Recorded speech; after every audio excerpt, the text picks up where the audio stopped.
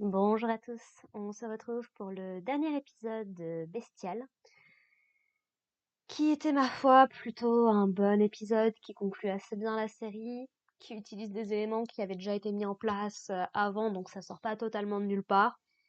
Voilà, c'est une petite fin qui se termine bien, peut-être un petit peu déçue, moi j'aime bien quand il y a des fins un petit peu plus, comment dire, un petit peu plus douce amère. Mais bon, c'est peut-être pas nécessairement ce que voulait dire la série non plus.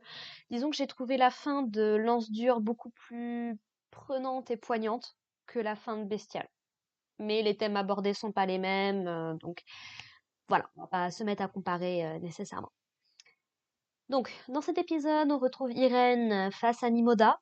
Nimoda, donc, qui essaye de lui expliquer pourquoi est-ce qu'elle a capturé les Lantes, ce qu'elle essaye de faire, c'est-à-dire sauver son fils qui est donc effectivement malade avec. On ne sait pas vraiment si c'est une maladie, si c'est un sortilège, une malédiction. En tout cas, il y a quelque chose qui marche pas dans son corps. En fait, ce qui me fait dire ça, c'est cette espèce de, c'est ces espèces de vénules en fait qui lui grimpent sur le corps quand il fait ses crises, qui me paraît pas non plus très très naturel, je trouve. Voilà.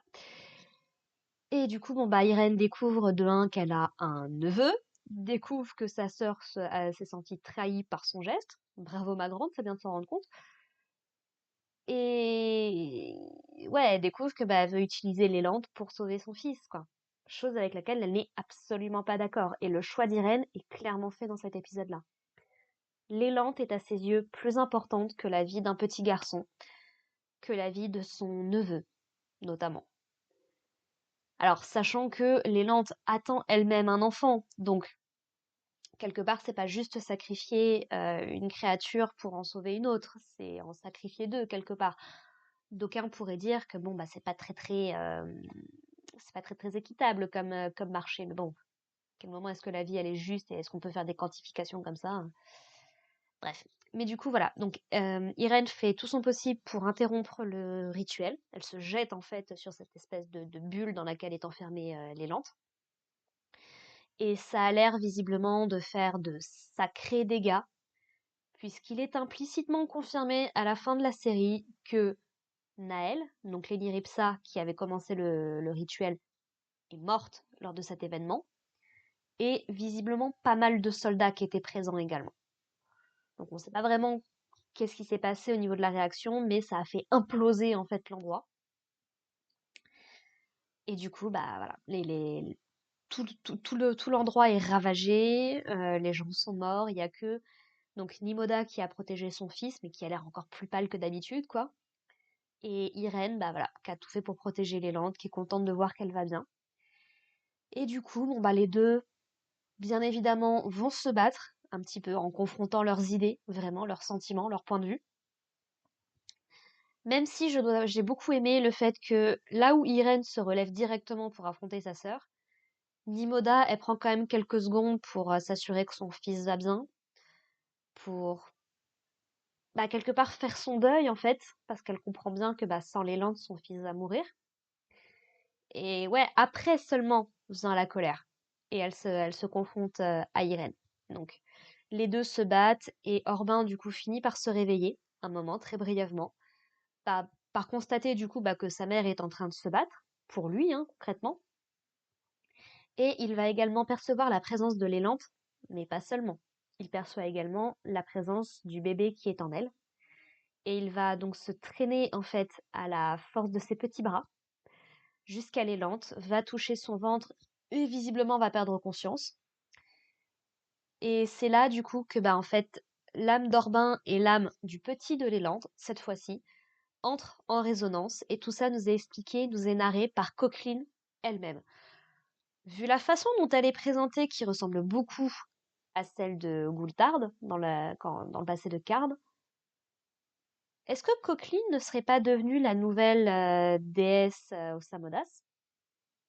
Ce qui lui irait plutôt pas mal, puisque bah, c'est la fille de la déesse, je crois que c'est de la déesse Osamodas, ou du dieu Osamodas, je sais plus très bien.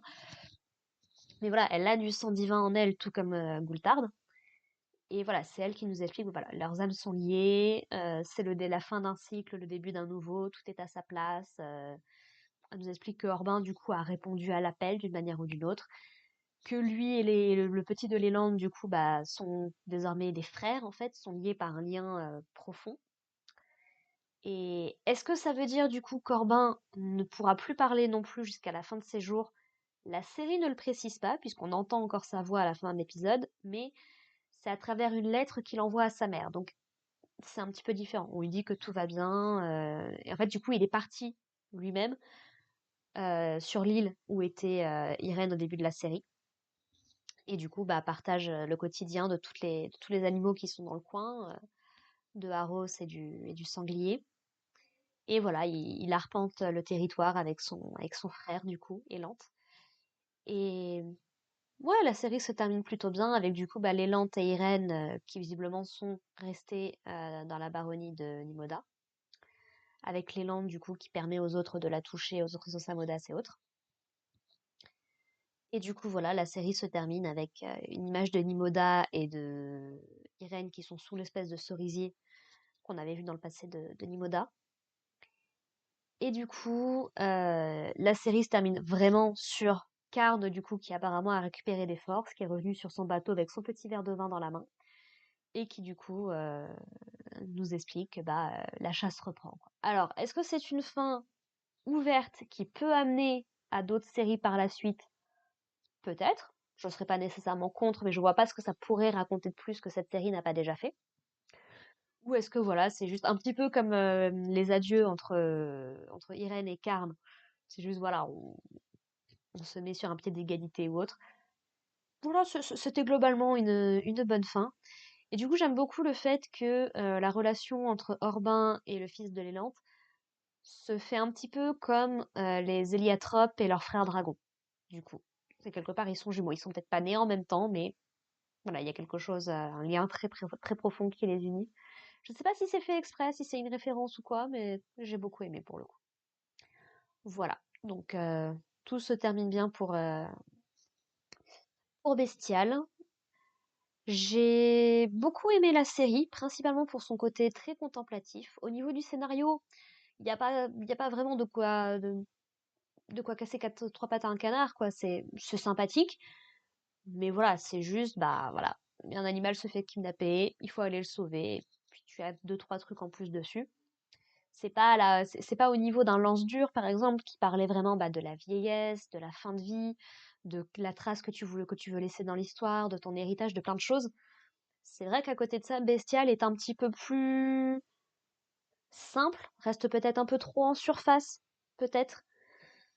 Je dirais que c'est peut-être la série la moins profonde dans Kama, mais en même temps, elle ne cherche pas forcément à l'être. Les épisodes font 10 minutes, on n'a que 7 épisodes. Voilà, franchement, si on aime l'univers, ça fait toujours du bien de regarder, et puis bah, voilà. Sur ce, eh ben, écoutez, merci de m'avoir suivi pendant cette aventure. N'hésitez pas à me dire ce que vous avez pensé de Bestial dans les commentaires ou de Wakfu en général. Et si mon avis sur la série vous intéresse un peu plus, j'ai fait des reviews sur la saison 4 sur la chaîne. Donc si vous voulez avoir un petit peu mon opinion là-dessus, n'hésitez pas à aller jeter un coup d'œil. Et puis bah, sinon, je fais d'autres trucs sur la chaîne. Donc n'hésitez pas à regarder un petit peu si ça vous intéresse. Voilà. Sur ce, bah écoutez, euh, au plaisir de vous retrouver si jamais vous regardez d'autres vidéos. Et puis en attendant, portez-vous bien. Allez, bye les gens.